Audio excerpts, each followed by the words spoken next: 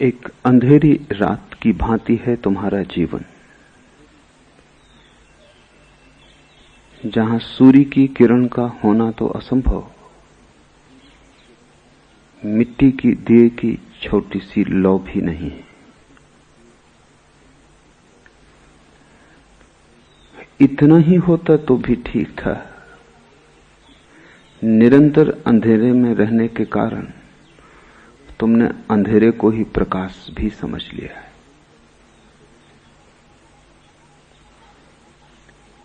और जब कोई प्रकाश से दूर हो और अंधेरे को ही प्रकाश समझ ले तो सारी यात्रा अवरुद्ध हो जाती। इतना भी होश बना रहे कि मैं अंधकार में हूं तो आदमी खोजता है, तड़फता है प्रकाश के लिए, प्यास जगती है, टटोलता है, गिरता है, उठता है, मार्ग खोजता है, गुरु खोजता है। लेकिन जब कोई अंधकार को ही प्रकाश समझ ले तब सारी यात्रा समाप्त हो जाती है। मृत्यु को ही कोई समझ ले जीवन, तो फिर जीवन का द्वार बंद ही हो गया। एक बहुत पुरानी यूनानी कथा है। एक सम्राट को ज्योतिषियों ने कहा कि इस वर्ष पैदा होने वाले बच्चों में से कोई एक तेरे जीवन का घाती होगा। ऐसी बहुत कहानियां हैं संसार के सभी देशों में। कृष्ण के साथ भी वैसी कहानी जुड़ी है और जीसस के साथ भी वैसी कहानी जुड़ी है, लेकिन यूनानी कहानी का कोई मुकाबला नहीं। सम्राट ने जितने बच्चे उस वर्ष पैदा हुए सभी को कारागृह में डाल दिया, मारा नहीं, क्योंकि सम्राट को लगा कोई एक इनमें से हत्या करेगा और सभी की हत्या मैं करूं, ये तो महापातक हो जाएगा। छोटे छोटे बच्चे बड़ी मजबूत जंजीरों में जीवन भर के लिए कोठरियों में डाल दिए गए। जंजीरों में बंधे बंधे ही वे बड़े हुए। उन्हें याद भी न रही कि कभी ऐसा भी कोई क्षण था जब जंजीरें उनके हाथ पर न रही हों। जंजीरों को उन्होंने जीवन के अंग की तरह ही पाया और जाना। उन्हें याद भी तो नहीं हो सकती थी कि कभी वे मुक्त थे और गुलामी ही जीवन थी, और इसलिए उन्हें कभी गुलामी अखरी नहीं, क्योंकि तुलना हो तो तकलीफ होती है। तुलना का कोई उपाय ही न था। गुलाम ही वे पैदा हुए थे, गुलाम ही वे बड़े हुए थे, गुलामी ही उनका सार सर्वस्व थी। तुलना न थी स्वतंत्रता की, और दीवालों से बंधे थे वे भयंकर मजबूत जंजीरों से, और उनकी आंखें अंधेरी की इतनी आदी हो गई थी कि वे पीछे लौट के भी नहीं देख सकते थे जहां प्रकाश का जगत था। प्रकाश को देखते ही उनकी आंखें बंद हो जाती थी। प्रकाश तिलमिलाता था, प्रकाश कष्ट देने लगा था। अंधेरे से इतने राजी हो गए थे कि अब प्रकाश से राजी नहीं हो पाती थी आंखें। सिर्फ अंधेरे में ही आंख खुलती थी, प्रकाश में तो बंद हो जाती थी। तुमने भी देखा होगा, कभी घर के शांत स्थान से भरी दोपहरी में बाहर आ जाओ, आंख तिलमिला जाती। छोटे बच्चे पैदा होते हैं, 9 महीने अंधकार में रहते हैं मां के पेट में। प्रकाश की एक किरण भी वहां नहीं पहुंचती। और जब बच्चा पैदा होता है तो ना समझ डॉक्टरों का कोई अंत नहीं है। जहां बच्चा पैदा होता है अस्पताल में, वहां वे इतना प्रकाश रखते हैं कि बच्चे की आंखें तिलमिला जाती और सदा के लिए आंखों को भयंकर चोट पहुंच जाती। बच्चे को पैदा होना चाहिए मोमबत्ती के प्रकाश में। वहां हजार हजार कैंडल के बल्ब लगाने की जरूरत नहीं। दुनिया में जो इतनी कमजोर आंखें हैं, उनमें से 50% के लिए अस्पताल का डॉक्टर जिम्मेवार है। उसको सुविधा होती है ज्यादा प्रकाश में, वो देख पाता है क्या हो रहा है, क्या नहीं हो रहा, क्या करना है, क्या नहीं करना। लेकिन उसकी सुविधा सवाल नहीं है, सुविधा तो बच्चे की है। जो जीवन भर रहे हों अंधकार में, 9 महीने नहीं पूरे जीवन, वो पीछे लौट के भी नहीं देख सकते थे, वो दीवार की तरफ ही देखते थे। राह पर चलते लोगों, खिड़की द्वार के पास से गुजरते लोगों की छायाएं बनती थीं सामने दीवार पर। वे समझते थे वे छायाएं सत्य, यही असली लोग हैं। उस छाया को ही वे जगत समझते थे। छाया के इस जगत को ही हिंदुओं ने माया कहा है। असली तो दिखाई नहीं पड़ता, असली का प्रतिबिंब दिखाई पड़ता है। असली को देखने के लिए आंख चाहिए, समर्थ आंख, जो प्रकाश में खुल सके, जो सूरज के आमने सामने हो सके। अंधेरे की आदि आंख सत्य को नहीं देख सकती। सत्य ढका हुआ नहीं है, सत्य तो प्रकट है, उघड़ा हुआ है। तुम्हारी आंख कमजोर है और सत्य को न देख पाएगी। धीरे धीरे उन्होंने पीछे लौट के देखना ही बंद कर दिया। पीछे लौट के देखने का मतलब ही था आंख में आंसू आ जाएं। वो पीड़ा का जगत था। तुमने भी सत्य को देखना बंद कर दिया है, और जब भी कोई सत्य तुम्हें दिखा देता है तो पीड़ा होती है, आनंद जन्मता नहीं, कष्ट ही होता है। जब भी कहीं कोई सत्य कह देता है तो कष्ट ही होता है। लेकिन एक आदमी ने हिम्मत की, क्योंकि उसे शक होने लगा। ये छायाएं छायाएं ही हैं, क्योंकि इनसे बोलो तो ये उत्तर नहीं देती। इन्हें छुओ तो कुछ भी हाथ में नहीं आता, इन्हें पकड़ो तो कुछ पकड़ में नहीं आता। एक आदमी को शक होने लगा, कोई मनीषी, कोई बुद्ध। उस आदमी ने धीरे धीरे पीछे देखने का अभ्यास शुरू किया। वर्षों लग गए, बड़ा कष्ट हुआ। जब भी पीछे देखता आंखें तिलमिला जाती, आंसू गिरते, लेकिन उसने अभ्यास जारी रखा। वो बड़ी तपश्चर्या थी। फिर धीरे धीरे आंखें राजी होने लगी, और तब वो चकित हुआ कि हम किस कारागृह में पड़े, और हमने छायाओं को सत्य समझ लिया है। वो पीछे देखने में समर्थ हो गया। उसकी गर्दन मुड़ने लगी और उसकी आंखें देखने लगी बाहर के रंग, वृक्ष और वृक्षों में खिले फूल, राह से गुजरते लोग। रंगीन थी दुनिया काफी, छायाएं बिल्कुल रंगहीन थी, उदास थी। बाहर उत्सव था, छायाओं में कोई उत्सव पकड़ में नहीं आता था। बच्चे नाचते गाते निकलते थे, छायाएं तो बिल्कुल चुप थी। वहां वाणी न थी, वहां मुखरता न थी। बाहर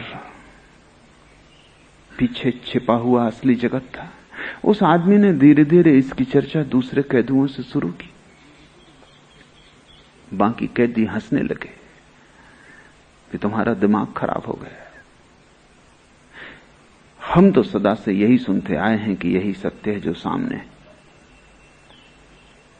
और हम तो पीछे मुड़ के देखते हैं तो कुछ दिखाई नहीं पड़ता सिवाय अंधकार के। जब आंख बंद हो जाए तो सिवाय अंधकार के कुछ भी दिखाई नहीं पड़ता। जरूरी नहीं है कि अंधकार हो सकता है सिर्फ आंख बंद हो जाती हो, लेकिन दोष कोई अपने ऊपर कभी लेता नहीं। तो कोई ये तो मानता नहीं कि मेरी आंख बंद हो सकती है इसलिए अंधकार है। लोग मानते हैं अंधकार है इसलिए अंधकार है। मेरी आंख और बंद हो सकती, ये कहीं संभव है? हम अपनी आंख तो सदा खुली मानते हैं, अपना हृदय तो सदा प्रेम से भरपूर मानते हैं, अपनी प्रज्ञा तो सदा प्रज्वलित मानते हैं, अपनी आत्मा तो सदा जागृत मानते हैं, और यही हमारी भ्रांतियों की जड़ है। फिर कैदियों की संख्या बहुत थी, वो अकेला था। लोकतंत्र कैदियों के पक्ष में था। बहुमत उनका था और उन्होंने कहा कि अगर ऐसा ही है तो सबकी सलाह ले ली जाए। एक भी मत मिला नहीं उस आदमी को, और लोग खूब हंसे और खूब मजाक की उन्होंने। धीरे धीरे वो उस आदमी को पागल मानने लगे। वही कबीर कह रहे हैं, सगरी दुनिया भई सयानी, एक मैं ही बौराना। उस आदमी को अगर कबीर का पद याद होता तो उसने भी कहा होता, सब लोग सयाने, सिर्फ मैं एक पागल हूं। और सिर्फ वो एक ही सयाना था। लेकिन जहां अंधों की भीड़ हो वहां आंख वाला पागल हो जाता, जहां मूढ़ों की भीड़ हो वहां बुद्धिमान पागल हो जाता है। जहां बीमारी ही स्वास्थ्य समझी जाती हो वहां स्वस्थ आदमी का लोग इलाज कर देंगे पकड़ के। स्वाभाविक है, क्योंकि लोग अपने को मानदंड समझते हैं। और फिर जब बहुमत उनके साथ हो, बहुमत नहीं सर्वमत उनके साथ हो, उस एक आदमी को छोड़ के सभी उनके साथ थे, तो संदेह भी कैसे पैदा हो। लोग हंसे, मजाक की, उसे पागल समझा, उसका तिरस्कार किया, उसकी उपेक्षा की। धीरे धीरे लोगों ने उससे बातचीत बंद कर दी, क्योंकि वो बेचैनी पैदा करता था। बेचैनी पैदा करता था क्योंकि कभी कभी संदेह उनके मन में भी उठाता था कि हो ना हो, कहीं ये आदमी सच ना हो। क्योंकि अगर ये आदमी सच है तो उनकी पूरी जिंदगी बेकार गई। बड़ा दांव है, ये आदमी गलत होना ही चाहिए, नहीं तो उनकी पूरी जिंदगी गलत होती। और कोई भी आदमी नहीं चाहता कि उसकी पूरी जिंदगी गलत सिद्ध हो, क्योंकि इसका अर्थ हुआ तुमने यूं ही गंवाया, तुमने अवसर खो दिया। तुम मूढ़ हो, अज्ञानी हो, मूर्छित हो। अहंकार ये मानने को तैयार नहीं होता। अहंकार कहता है मुझसे ज्ञानी और कौन, मुझसे समझदार और कौन। ऐसे अहंकार रक्षा करता अज्ञान की। अहंकार रक्षक है अज्ञान के ऊपर। उसके रहते अज्ञान का किला पराजित न होगा, तोड़ा न जा सकेगा। धीरे धीरे उन्होंने उसकी उपेक्षा कर दी, क्योंकि उससे बात करना भी बेचैनी थी, क्योंकि वो हमेशा रंगों की बात करता। रंग उनमें से किसी ने भी देखे न थे। वो हमेशा पीछे चलने वाले संगीत की बात करता, संगीत उनमें से किसी ने सुना न था। उनकी सब इंद्रियां पंगु हो गई थी। और धीरे धीरे वो आदमी कहने लगा कि ये जंजीरें हैं जिनको तुम आभूषण समझे हुए हो। आखिर कैदी को भी सांत्वना तो चाहिए, तो वो जंजीरों को आभूषण समझ लेता है। आखिर कैदी को भी जीना तो है, तो कारागृह को घर समझ लेता है। न केवल समझ लेता है बल्कि भीतर से सजा भी लेता है, ताकि पूरा भरोसा आ जाए अपना घर है। जंजीरों पर कैदियों ने फूल पत्तियां बना ली थी। जंजीरों को घिस घिस के वो साफ किया करते थे, क्योंकि जिसकी जंजीर जितनी चमकदार होती वो उतना संपत्तिशाली समझा जाता था। जिसकी जंजीर जितनी मजबूत होती वो उतना धनी समझा जाता था। जिसकी जंजीर जितनी बजनी होती उसकी उतनी ही संपदा थी, स्वभाव था। अगर जंजीर कमजोर होने लगे तो वो उसे सुधार लेते थे, क्योंकि जंजीर ही उनका जीवन थी। और जंजीर को उन्होंने जंजीर कभी माना न था, वो आभूषण था। वही तो एकमात्र सजावट थी उनके शरीर पर, और तो कोई सजावट न थी। धीरे धीरे इस आदमी को समझ में आने लगा कि ये आभूषण नहीं जंजीरें हैं, क्योंकि उसे स्वतंत्रता के जगत की थोड़ी झलक मिलनी शुरू हो गई। एक किरण उतर आई अंधेरे में, सूरज का संदेश आ गया। अब इस अंधेरे घर में, इस अंधेरे कारागृह में रहना मुश्किल हो गया। धीरे धीरे उसने जंजीर को तोड़ने की व्यवस्था कर ली। असली सवाल तो भीतर की जंजीर का टूट जाना है, बाहर की जंजीर बहुत कमजोर है। अगर तुम बंधे हो तो भीतर की जंजीर से बंधे हो। भीतर की जंजीर है, जंजीर को आभूषण समझना है। एक बार उसे समझ में आ गया कि आभूषण नहीं है, आधी तो मुक्ति हो ही गई। उसी दिन से उसने जंजीरों को घिसना बंद कर दिया, साफ करना बंद कर दिया, सजाना बंद कर दिया। लोग समझने लगे कि जीवन से उदास हो गया है, जैसा कि आमतौर से सन्यासी के लिए संसारी समझते हैं। उदास हो गया बेचारा, उनके भाव में एक बेचारेपन की प्रतीति होती। जिंदगी में हार गया, शायद पाया कि अंगूर खट्टे, छलांग पूरी न हो सकी, कमजोर था। हम पहले से ही जानते थे कि कमजोर है, और आज नहीं कल थक जाएगा और संघर्ष से अलग हो जाएगा। कायर है। जंजीरें जो कि आभूषण है, इसको सजाना बंद कर दिया, ऐसा ही बेसजाया रह रहा है।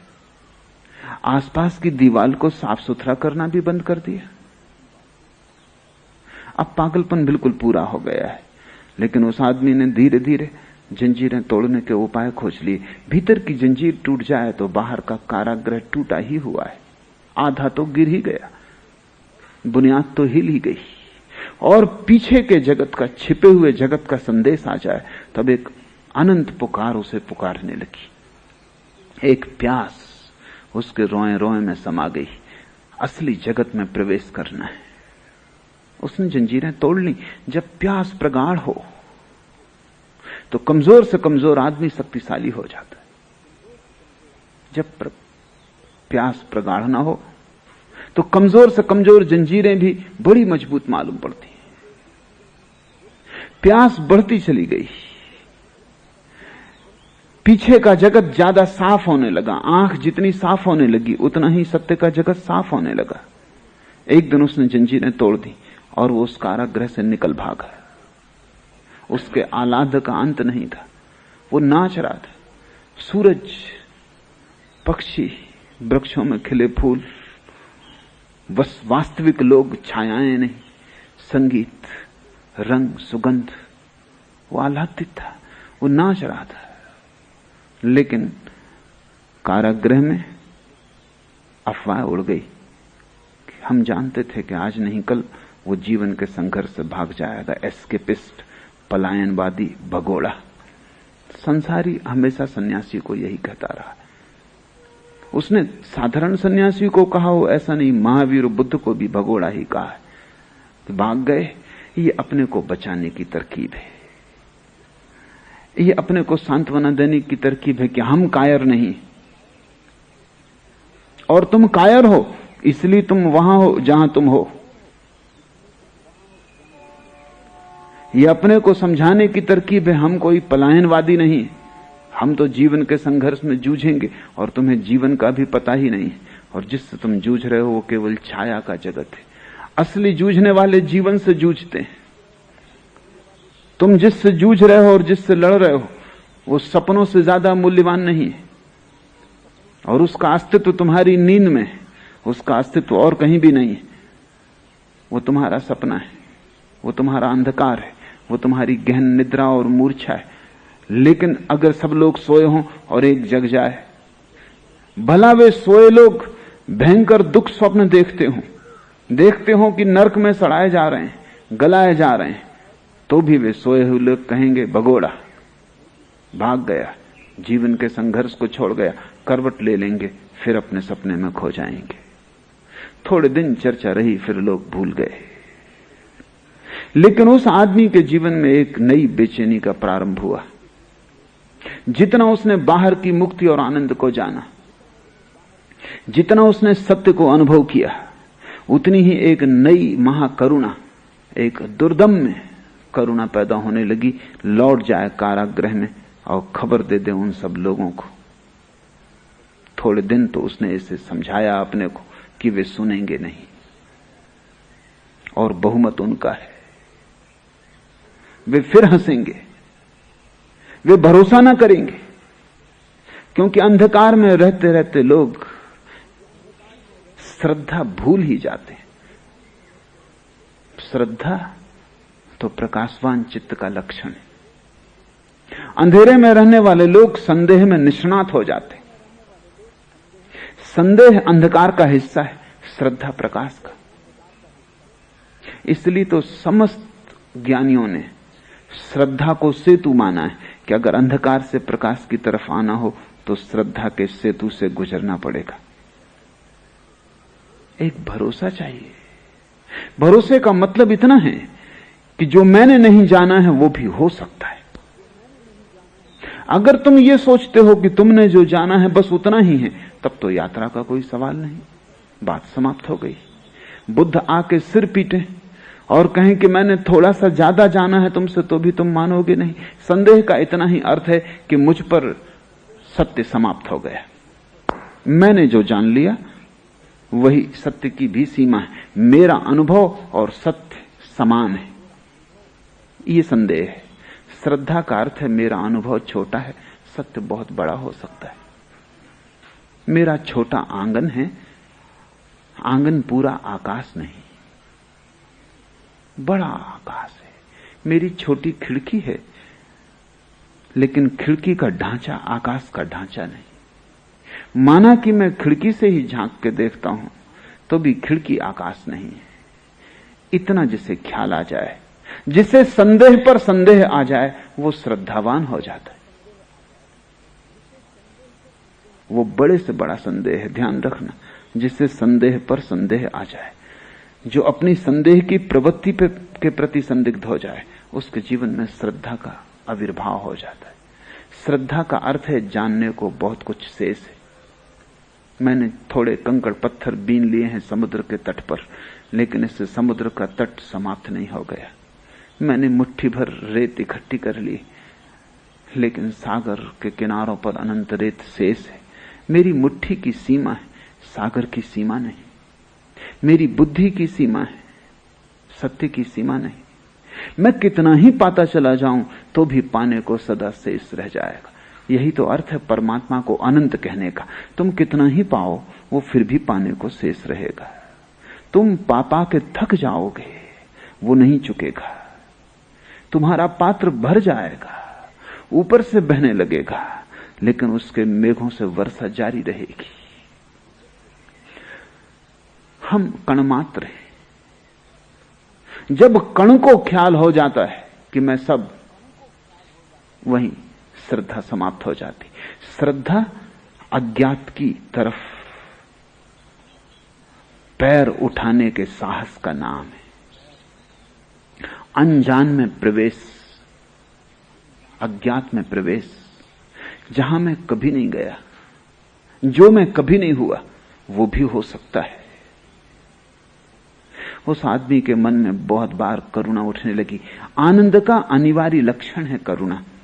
जब बुद्ध से किसी ने पूछा कि समाधि की पूर्ण परिभाषा क्या है, तो उन्होंने कहा परिभाषा का मुझे पता नहीं, लेकिन दो बातें निश्चित हैं, महाज्ञान, महाकरुणा।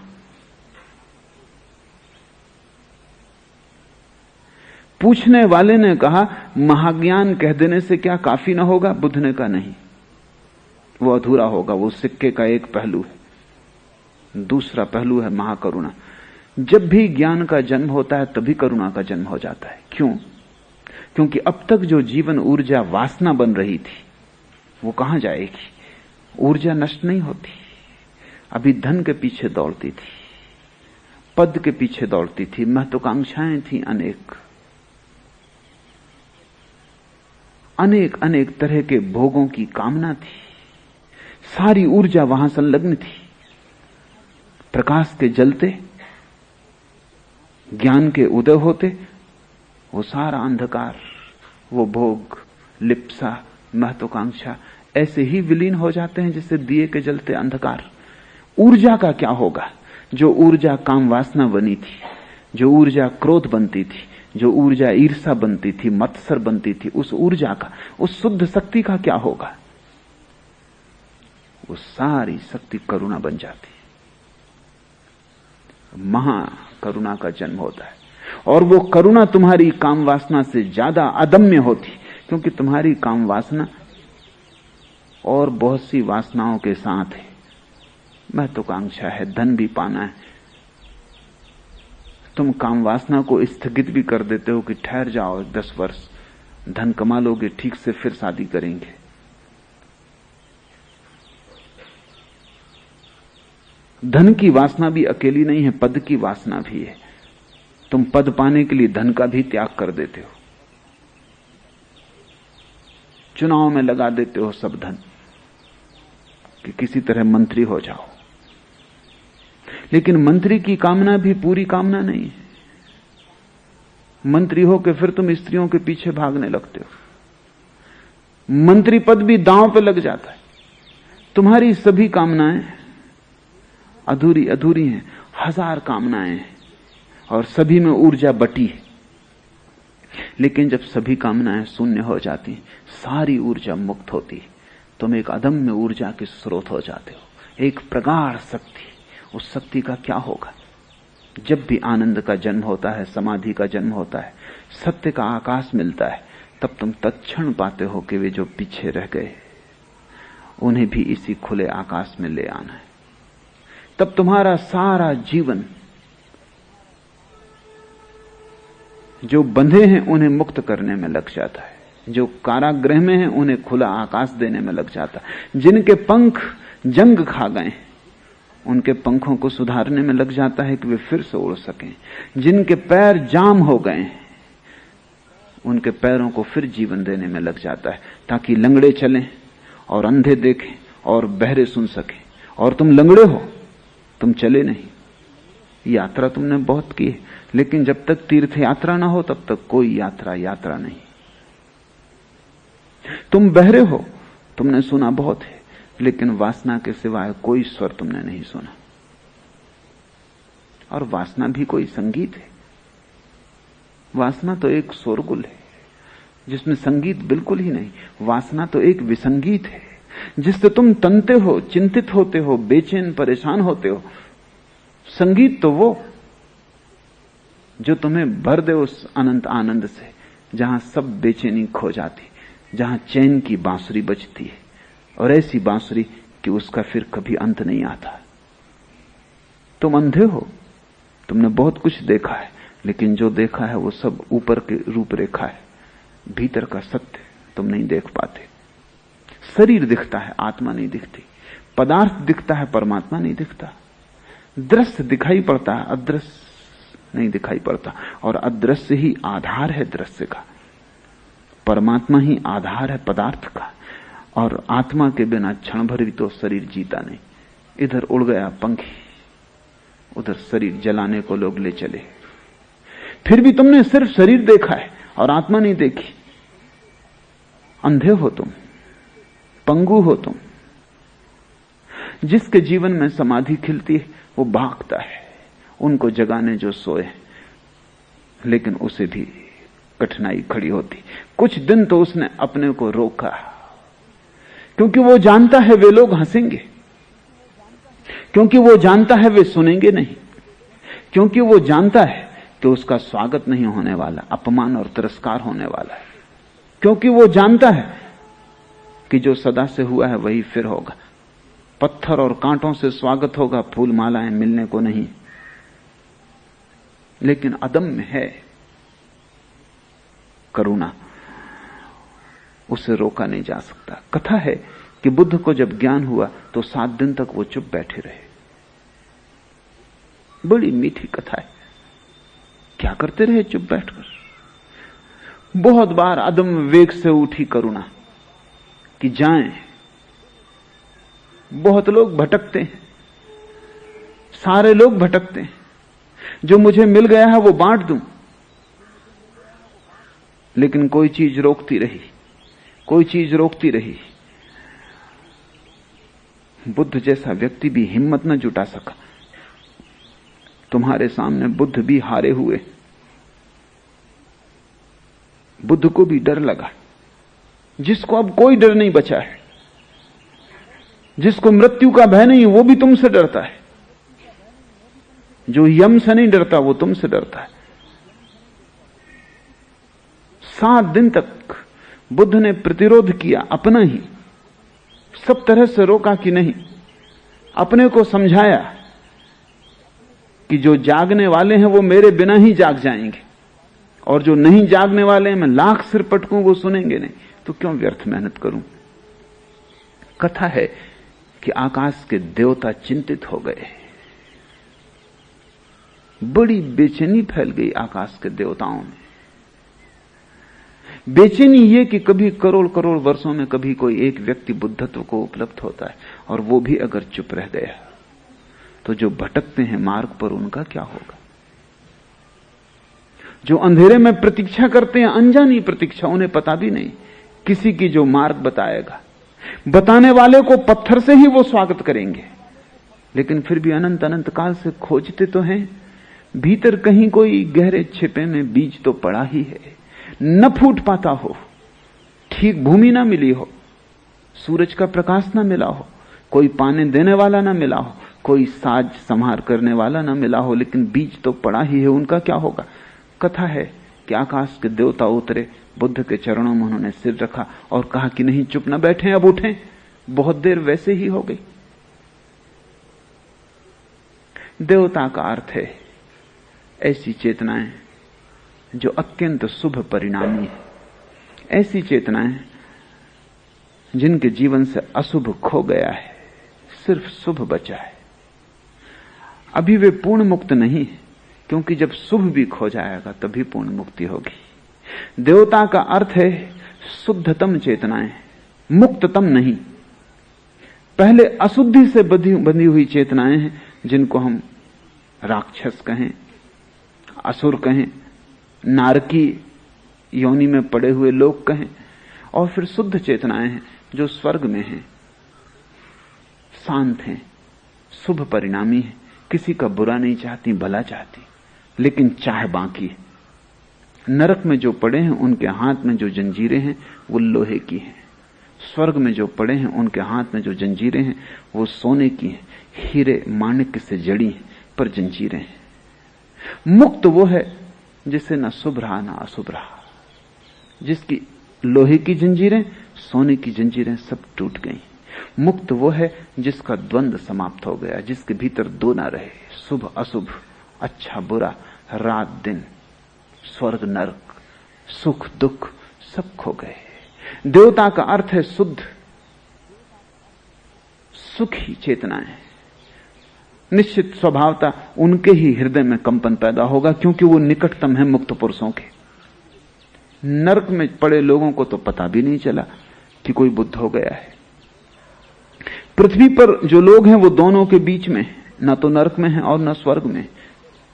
वो त्रिशंकु की भांति है, शुभ और अशुभ दोनों में डोलते रहते हैं। शुभ है देवता, घंटे भर बाद शैतान, घंटे भर बाद फिर देखो मुस्कुरा रहे हैं और अच्छे भले आदमी मालूम पड़ते हैं, और थोड़ी देर बाद किसी की गर्दन काट सकते हैं। पृथ्वी पर जो है मध्य लोक, जिसको ज्ञानियों ने कहा, वो स्वर्ग और नरक के बीच डोलते रहते हैं। एक पैर नरक में और एक पैर स्वर्ग में, कहीं भी नहीं है वो, उनका होना नहीं है। इसलिए तो तुम्हें पता नहीं चलता कि तुम कौन हो। नरक में ठीक पता चलता है लोगों की कि कौन है, स्वर्ग में भी ठीक पता चलता है कि वे कौन है, क्योंकि एक ही नाव पर सवार है। जो शुभ की नाव पर सवार हैं, उनको लगा, उनके प्राण कब गए कि बुद्ध चुप है, कहीं ऐसा ना हो कि वो चुप ही रह जाएं। देवताओं ने पैर में सिर रखा, स्वयं ब्रह्मा ने कहा कि नहीं, आप बोलें, और देर हो जाएगी तो वाणी खो जाएगी, आप भीतर मत डूबते चले जाएं। आपने पा लिया, लेकिन जिन्होंने नहीं पाया है उन पर करुणा करें।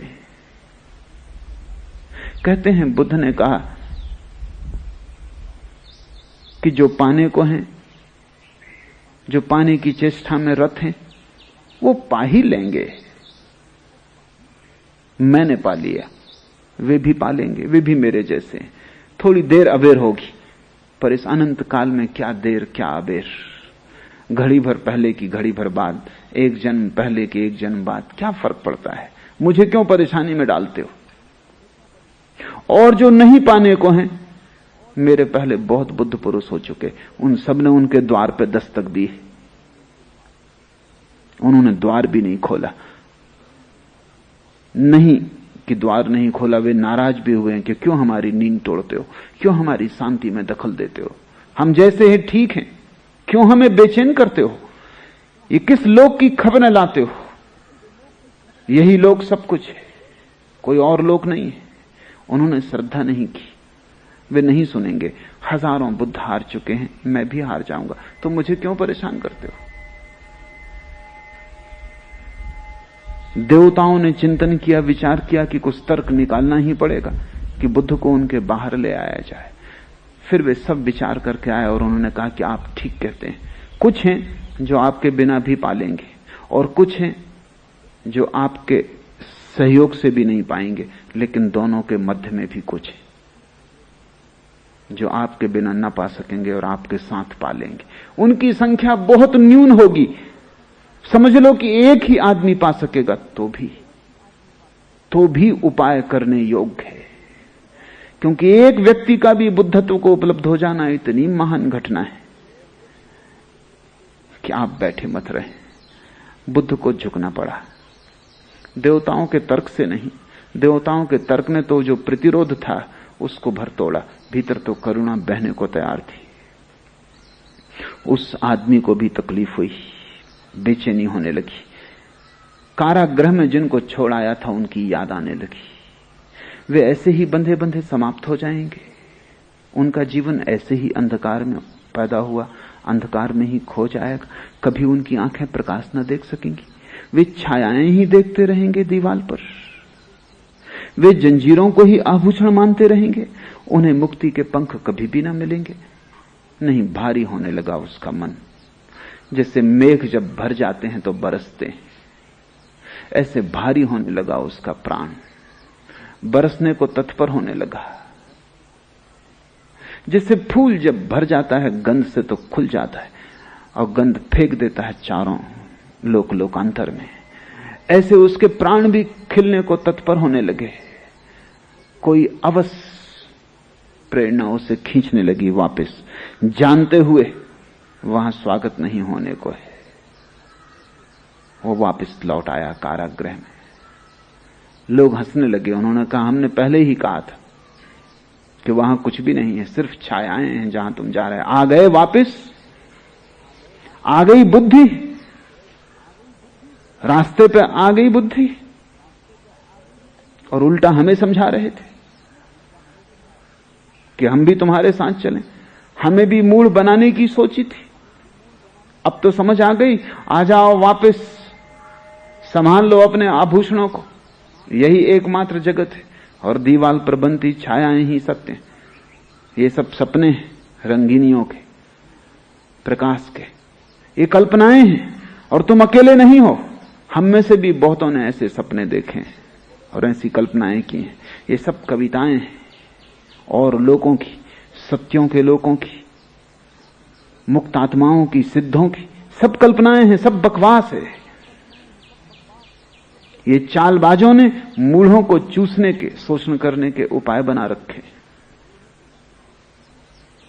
धक से रह गया होगा वो आदमी, द्वार बंद है। इन्हें मुक्त करने आया है, लेकिन ये अपने कारागृह को अपना जीवन समझ बैठे। फिर भी उसने कोशिश की। जो सदा हुआ है वही हुआ। लोग उसके विरोध में होते गए। जितना ही वो चेष्टा करने लगा उतना ही वे नाराज होते गए, क्योंकि उनकी नाराजगी भी स्वाभाविक मालूम होती। तुम उनके जीवन भर के दांव को मिट्टी पे करने में लगे हो। तुम ये कह रहे हो कि 60 साल तुम व्यर्थ ही जिए। तुम ये कह रहे हो कि तुम इतने बुद्धिहीन हो कि तुम 60 साल अंधेरे में रहे, फिर भी तुम्हें ख्याल ना आया कि यह अंधकार है। जंजीरों में बंधे सड़ते रहे और तुम्हें इतना भी बोध ना उठा कि ये जंजीरें हैं, मूढ़, और तुम इन्हें आभूषण समझते रहे। दीवाल पर बनी छायाओं को देखा और समझा कि यही सत्य है। ये बर्दाश्त के बाहर है, क्योंकि अगर ये आदमी सच है तो उस कारागृह के सभी आदमी गलत है। भीड़ गलत है अगर बुद्ध सच है। अगर मैं सच हूं तो तुम गलत हो।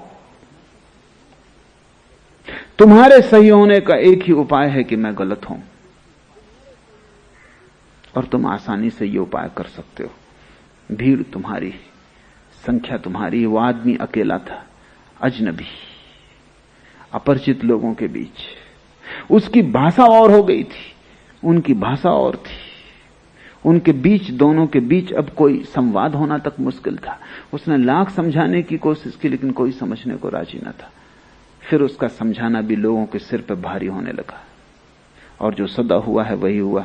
उन्होंने पत्थरों से और जंजीरों की चोटों से उस आदमी को मार डाला। तुमने जीसस के साथ वही किया, तुमने सुकरात के साथ वही किया, तुमने मंसूर के साथ वही किया। ये कहानी बड़ी प्राचीन है और बड़ी नई भी, पुरानी से पुरानी, नई से नई। ये अतीत में भी होती रही है, आज भी हो रही है, भविष्य में भी होती रहेगी। ये चिर नूतन, चिर पुरातन कथा है। यूनान के बहुत बड़े मनीषी अफलातून ने इस कथा का एक अंश अपनी किताबों में उल्लेख किया है, लेकिन यह कथा अफलातून से भी पुरानी है। ये उतनी ही पुरानी है जितना आदमी पुराना है, और ये तब तक रहेगी जब तक एक भी आदमी जमीन पर बंधा हुआ है।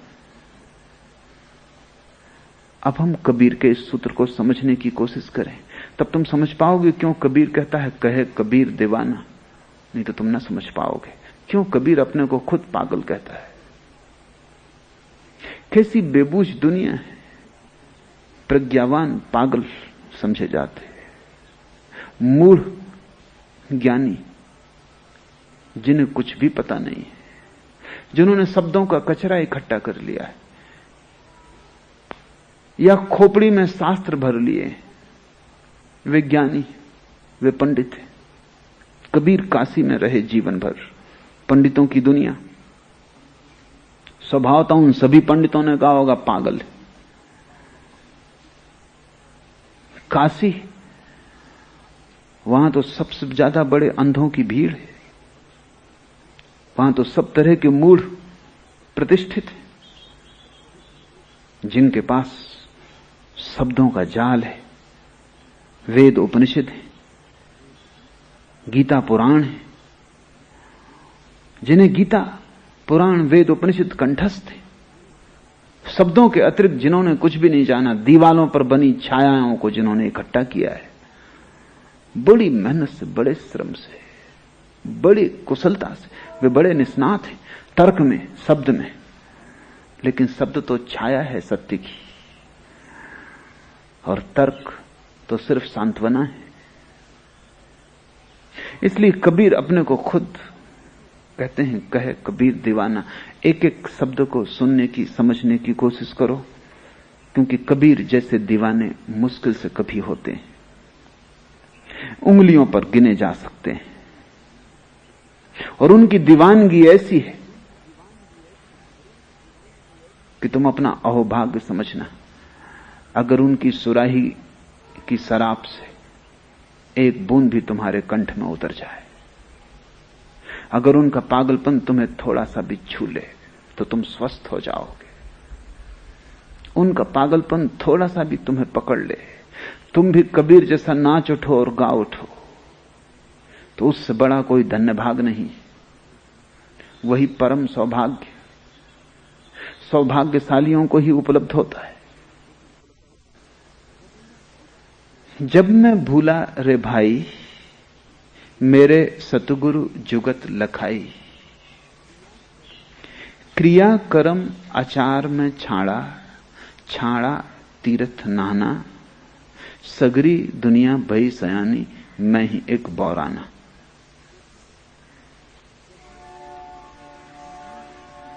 जब मैं भूला रे भाई, क्या भूल है, क्या तुम भूल गए हो? तुम स्वयं को भूल गए हो, सब तुम्हें याद है, वेद कंठस्थ, सिद्धांत शास्त्र याद, सिर्फ एक को तुम भूल गए हो, वो तुम स्वयं हो, और उसे जाने बिना सब ज्ञान व्यर्थ है। और जिसने उस एक को जान लिया उसने सब जान लिया। उस एक के जानने में जान लिए जाते सब वेद, कुरान, बाइबल, और उस एक को चूकने में सब चूक जाता है। क्योंकि वही एक तुम्हारे भीतर चैतन्य का स्रोत है। उस एक से ही तुम परमात्मा से जुड़े हो। वो एक तुम्हारे भीतर आया हुआ परमात्मा है। जैसे तुम्हारी खिड़की में से आ गया आकाश तुम्हारे घर को भरे है, ऐसा तुम्हारे उस एक में से आ गया आकाश परमात्मा तुमको भरे। उस एक को भर तुम भूल गए हो। उसकी तरफ पीठ, सारे संसार की तरफ आंख है। भागे फिरते हो, ज्ञान का संग्रह करते चले जाते हो, धन का संग्रह करते चले जाते हो। एक बात भूल ही जाते हो, वो कौन है जिसके लिए तुम संग्रह कर रहे हो? वो कौन है जो संग्रह कर रहा है? वो कौन है जो शास्त्र पढ़ रहा है? शास्त्र तो याद रह जाता है। वो कौन है जो शास्त्र पढ़ रहा है? वो कौन है जो सबके प्रति साक्षी? वो कौन है? चैतन्य का स्रोत तुम्हारे भीतर। जब मैं भूला रे भाई मेरे सतगुरु जुगत लखाई। कबीर कहते हैं जब मैं भूल गया, विस्मरण अज्ञान है, इसलिए तुम ज्ञान से अज्ञान को न मिटा सकोगे, स्मरण से मिटा सकोगे। इसे ठीक से समझ लो। विस्मरण अज्ञान है, तुम भूल गए हो कि तुम कौन हो। इसकी पुनर्याद, पुनर्स्मरण चाहिए। ज्ञान से यह न होगा, क्योंकि ऐसा नहीं है कि तुम्हें कुछ जानकारी की कमी है तो जानकारी बढ़ जाएगी तो ज्ञान हो जाएगा। तुम्हारे मन में अभी 1000 जानकारियां हैं, 10,000 हो जाएंगी, इस तुम्हारा अज्ञान न टूटेगा। तुम महापंडित हो जाओगे, लेकिन तुम्हारी मूढ़ता बरकरार रहेगी, क्योंकि मूढ़ता का पांडित्य के होने से और टूटने का कोई संबंध नहीं है। मूढ़ता है भूलना, विस्मरण। इसलिए इस स्मरण से तुम्हें अपनी याद आ जाए कि मैं कौन हूं। इसलिए कबीर 2 शब्दों में समझे जा सकते हैं, विस्मरण और स्मरण, जिसको कबीर ने सुमरन कहा है, सुरति कहा है। सुरति संस्कृत के स्मृति शब्द का अपभ्रंश है। स्मृति आ जाए, सुरति आ जाए, सुमरन आ जाए। लेकिन लोग बड़े अजीब हैं। कबीर के मानने वालों को भी मैं जानता हूं, वो माला फेरते हैं। उनसे पूछो क्या कर रहे हो, वो कहते हैं सुमरन कर रहे हैं। सुमरन को उन्होंने जाप बना लिया। सुमरन का अर्थ है स्मरण, जिसको गुरजीएफ ने सेल्फ रिमेंबरिंग कहा है, आत्मस्मृति। जिसको बुद्ध ने सम्यक स्मृति कहा है, राइट माइंडफुलनेस। जिसको महावीर ने विवेक कहा है, याद। लेकिन कैसे तुम्हें याद आएगी? तुम तो भूल गए हो। तुम्हें कोई याद दिलाए तो ही आएगी। तुम्हें खुद कैसे याद आएगी? रात तुम सोते हो, सुबह 5 बजे उठना है, ट्रेन पकड़नी, क्या करते हो? कोई जुगत चाहिए, अलार्म भर देते हो, अलार्म जुगत। तुम न जाग सकोगे 5 बजे, कोई तुम्हें जगाए। घड़ी भी जगा सकती, यंत्र है सिर्फ। लेकिन तुम स्वयं न जाग सकोगे। या किसी को कह देते हो पड़ोस में कि जगा देना।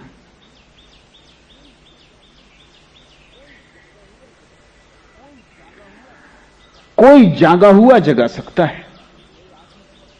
किसी सोए आदमी से मत कह देना कि जगा देना, कि वो पहले ही घुर्रा रहे हो, तुम उनसे जाकर भाई सुनो 5 बजे जगा देना। इससे कुछ हल ना होगा। उन्होंने सुना ही नहीं, उनको खुद ही कोई जगाने वाले की जरूरत थी। कोई जागा हुआ चाहिए। और समस्त योग का अर्थ है जुगत। जुगत शब्द बड़ा प्यारा है। अंग्रेजी में उसके लिए शब्द डिवाइस, तरकीब। हजारों तरह की तरकीबें उपयोग की गई हैं आदमी को जगाने के लिए। लेकिन अगर तुम खुद ही करोगे तो खतरा है। मैंने सुना है कि अमेरिका का बहुत बड़ा वैज्ञानिक एडिसन भुलक्कड़ था, भूल जाता था। अक्सर जो लोग बहुत सोचते हैं वो भुलक्कड़ हो जाते, इतना ज्यादा हो जाता है कि सबकी याद रखना मुश्किल हो जाती। तो वो हर चीज को जब भुलक्कड़ हो गया और उसने 1000 आविष्कार किए, इसलिए बड़ा पैनी बुद्धि का आदमी था।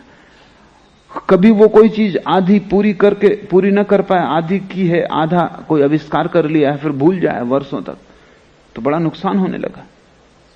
तो किसी ने उसको सुझाव दिया कि तुम ऐसा क्यों नहीं करते कि हर चीज को लिख लिया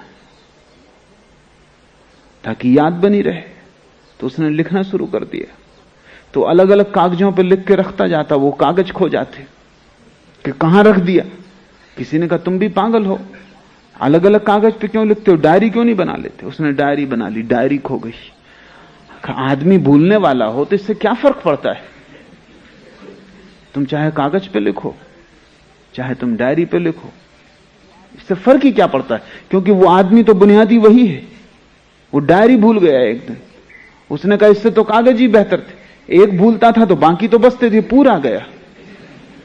डायरी में सब लिखा था, अब डायरी कहां है।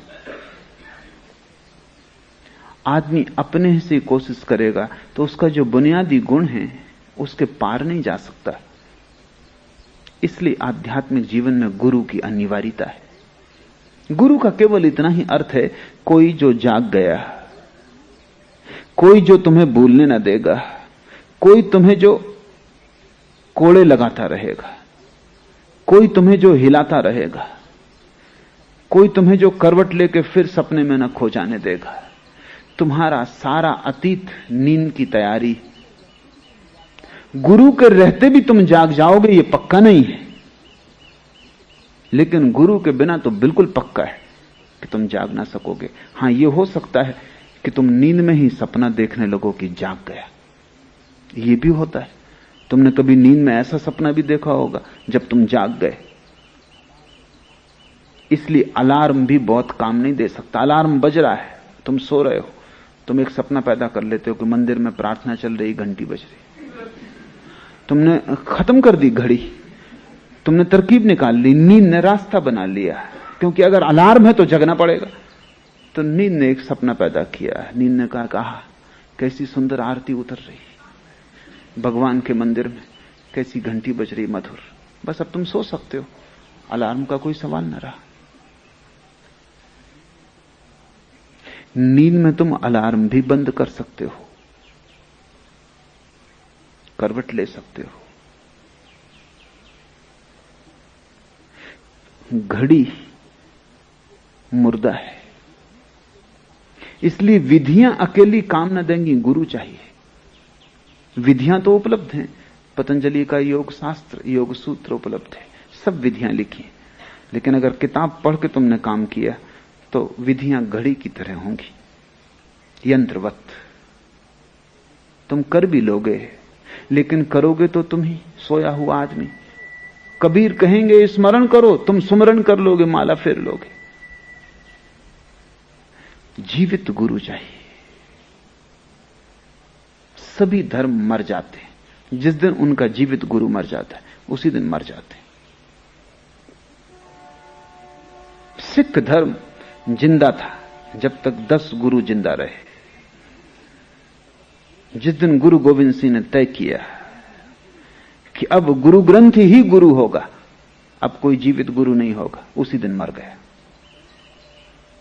तो 10 गुरुओं के जीते जी जो खूबी थी सिख धर्म, वो बात ही और थी। तब यंत्र नहीं था, जीवित आदमी था। जैनों के 24 तीर्थंकर जब तक थे तब तक एक जीवंत धारा थी। फिर जैनियों ने तय किया कि अब 24 से ज्यादा तीर्थंकर नहीं। महावीर के बाद दरवाजा उन्होंने बंद कर दिया, मर गया। तब से जैन धर्म एक लाश है। मोहम्मद के साथ इस्लाम जिंदा था, कुरान के साथ मुर्दा है। हालांकि कुरान मोहम्मद की किताब है, इससे कोई फर्क नहीं पड़ता। मैं खड़ा हूं एक डंडा लिए, तुम सो रहे हो, मैं डंडे से तुम्हें उठाता हूं, डंडा नहीं उठाता, मैं उठाता हूं। तुम्हारी आंख खुल जाती, मैं तो तुम्हें दिखाई नहीं पड़ता, डंडा तुम्हें छूता दिखाई पड़ता। तुम डंडे को पकड़ लेते हो अहोभाव से कि बड़ी कृपा कि मुझे जगा दिया। अब तुम अपने बच्चों को डंडा दे जाओगे कि संभाल कर रखना, ये जगाता है। जुगत मर गई, डंडा नहीं जगा रहा था, डंडे के पीछे कोई जीवित हाथ थे। डंडा क्या जगाएगा, डंडा अकेला क्या करेगा। अलार्म घड़ी रह जाती है आखिर में, फिर उसे तुम संभाले रहो। अलार्म भी बजता रहेगा और तुम सोते भी रहोगे। सभी शास्त्र डंडे हो जाते हैं, तुम उनकी पूजा करते हो, याद करते हो। और यह भी नहीं है कि कभी उनसे लोग न जगे थे, जगे थे, लेकिन कोई जीवित हाथ पीछे था, कोई नानक पीछे था। वो कंपन जो डंडे में था, डंडे का नहीं था, वो उस जीवित हाथ का था। वो जो डंडे में जो जीवन प्रवाहित हो रहा था, वो नानक का था। अब तुम चले जाओ, पांचों काह पूरे करते रहो, केस बांधो, कंघा लगाओ, कटार रखो, कंछा पहनो, जो तुम्हें करना है करो, मगर ये सब डंडे हैं। अब इनसे कुछ होने वाला नहीं। जुगत जीवित होती जब कोई हाथ जागा हुआ पीछे होता। मैं अभी हूं, तब तुम मेरे डंडे का उपयोग कर लो। मेरे मर जाने के बाद तुम करना सक्रिय ध्यान, कुछ भी ना होगा। और तुम करोगे मरने के बाद, ये मुझे पक्का है, इसमें कोई शक नहीं, क्योंकि तुम्हारी पुरानी आदत है। क्यों ऐसा होता है? ऐसा इसलिए होता है, विधियों से तुम्हें कोई डर नहीं, तुम्हारी नींद को कोई डर नहीं। तो विधियां तो तुम करने को राजी हो, लेकिन गुरु से डर है, खतरा है। क्योंकि जीवित आदमी के पास कितनी देर तुम सोए रहोगे? नींद तुम्हें छोड़नी पड़ेगी, वो तुम्हें छुड़ाएगा। जागा हुआ आदमी कितनी देर तक तुम्हारी नींद की दशा देख सकेगा? तुम्हारा उदास चेहरा, तुम्हारी कीचड़ से भरी आंखें, तुम्हारे मुंह से टपकती लार, तुम मुर्दे की भांति पड़े हो, अनर्गल तुम्हारी नींद में बकवास। कभी भयभीत होते हो, कपते हो, कभी सुखी मालूम होते हो, मुस्कुराहट फैल जाती चेहरे पर, लेकिन सब नींद में होता, सब सपने से हो रहा है, सब झूठ हो रहा है। तुम्हारी नींद तोड़नी जरूरी है। जब मैं भूला रे भाई मेरे सतगुरु जगत जुगत लखाई, तो मेरे गुरु ने मुझे जगाया, मुझे जुगत दी। कोई विधि थी, और जो विधि दी, जब कोई जीवित गुरु विधि देता है तो सारी पुरानी विधियां व्यर्थ हो जाती हैं, स्वभाव था। क्योंकि पुरानी विधियों का क्या प्रयोजन? तुम पुराना सब साथ सामान फेंक देते हो। अगर अब तक तुम बैठ के अपने घर में एक कोठरी बना के और शंकर जी की पूजा कर रहे थे, अब तुम उनको लपेट के सागर में डुबाते, अब कोई जरूरत ना रही। कि अभी तक तुम मंदिर में जाकर रोज घंटी बजाते थे, अब ये बंद हो जाता है खेल। क्या जरूरत जागे हुए आदमी को कि वो अलार्म घड़ी रखे बैठा रहे और इसकी पूजा करे? वो किसी और को दे देता है, बांट आता है या नदी में फेंक आता है। जब मैं भूला रे भाई मेरे सतगुरु जुगत लखाई, वो जुगत क्या है? जिसके कारण क्रिया कर्म आचार में छाड़ा, सब क्रियाएं छोड़ दी, सब कर्म छोड़ दिए, सब आचरण छोड़ दिए, छाड़ा तीर्थ नहाना, और तीर्थ में जाके नहाना छोड़ दिया। गंगा साधारण नदी हो गई, अब कोई तीर्थ ना रहा। क्रियाकांड का अर्थ है वे जुगतें जिनका जीवित हाथ विदा हो गया, वे सब क्रियाकांड हो जाती। तुम मेरे साथ ध्यान करो, ये एक बात है। तुम मेरे बिना ध्यान करोगे, वो क्रियाकांड हो जाएगा। तुम कर लोगे पूरा पूरा, ठीक सांस लोगे, ठीक उछलोगे, कूदोगे, लेकिन सब नाटक होगा। तुम उसके भी अभ्यासी हो जाओगे, वो व्यायाम होगा। थोड़ा बहुत लाभ जो शरीर को हो सकता है होगा, लेकिन तुम जाग ना सकोगे। क्रिया कर्म आचार में छाड़ा और सब आचरण छोड़ दिया जो कि साधु को करना चाहिए, कि रात्रि भोजन न करे, कि पानी छान के पिए, कि ये न खाए, कि वो न पिए, ये कपड़े पहने वो न पहने, कि नग्न रहे कपड़ा न पहने, कि शरीर पर भभूत लगाए, कि धूप में बैठे, कि आग जला के गर्मी में और शरीर को तपाए और गलाए और जलाए, कि कांटे बिछा के लेटे। नहीं, क्रिया कर्म आचार में छाड़ा, छाड़ा तीर्थ नाना, सब छोड़ दिया। छूट ही जाता है, छोड़ना पड़ता नहीं। जब सतगुरु मिल जाए सब छूट जाता है। इसलिए सभी धर्म सदगुरुओं के विपरीत होंगे, क्योंकि सभी धर्म पुराने क्रियाकांड, पुरानी विधि, पुराना तीर्थ, पुराना मंदिर, पूजा पाठ, उस पर आरूढ़ है। जब भी कोई सदगुरु पैदा होगा तत्क्षण सारे धर्म उसके विपरीत हो जाएंगे, क्योंकि जो जो सदगुरु के साथ चलेंगे उनके क्रियाकांड छूटने लगेंगे। वो तीर्थ जाना बंद कर देंगे। एक नया तीर्थ पैदा हो गया और जीवित तीर्थ पैदा हो गया। अब कौन मुर्दा तीर्थों में जाता है? अब एक नई विधि मिल गई, जीवित विधि मिल गई, जिसमें अभी भी आग है, अंगार है, राख नहीं हो गई। तो अब कौन पुरानी विधियों को खोजता है जिनकी अंगार कभी की बुझ गई? कभी थी, अब नहीं है। अब सिर्फ राख के ढेर रह गए। राख के ढेरों में भी गर्मी तक नहीं रह गई, बिल्कुल ठंडे हो गए, कोई प्राण नहीं बचा। अब उनको तुम छोड़ ही दोगे? छोड़ना पड़ता नहीं, वे छूट जाते हैं। इसलिए एक बात ख्याल रखना कि जब भी कोई सदगुरु पैदा होता है तभी सारे धर्म उसके विपरीत हो जाते हैं। होना उल्टा चाहिए कि सारे धर्म उसके पक्ष में हो जाएं, क्योंकि वो वही कर रहा है जो इन धर्मों ने कभी किया था। लेकिन ऐसा प्रतीत होता है कि वो दुश्मन है। नानक पैदा होगा तो सिख धर्म पैदा हो जाएगा अलग, हिंदू राजी ना होंगे स्वीकार करने को, मुसलमान राजी ना होंगे स्वीकार करने को, जैन राजी ना होंगे स्वीकार करने को, क्योंकि नानक की मान के कोई जैन नग्न साधु कपड़े पहन लेगा, छोड़ देगा नग्नता। नानक की मान के कोई हज यात्री आधी यात्रा से वापस लौट आएगा। नानक की मान के कोई माला को फेंक देगा, कोई पूजा अर्चना को बंद कर देगा। सभी दुश्मन हो जाएंगे, मस्जिद भी, मंदिर भी। लेकिन वही अब होगा। अब नानक का धर्म भी उतना ही मुर्दा जितना नानक के समय हिंदू, मुसलमान और जैन मुर्दा थे। अब अगर कोई सतगुरु पैदा होगा तो नानक के मानने वाले उसके बताया गुरुओं ने पूरा किया।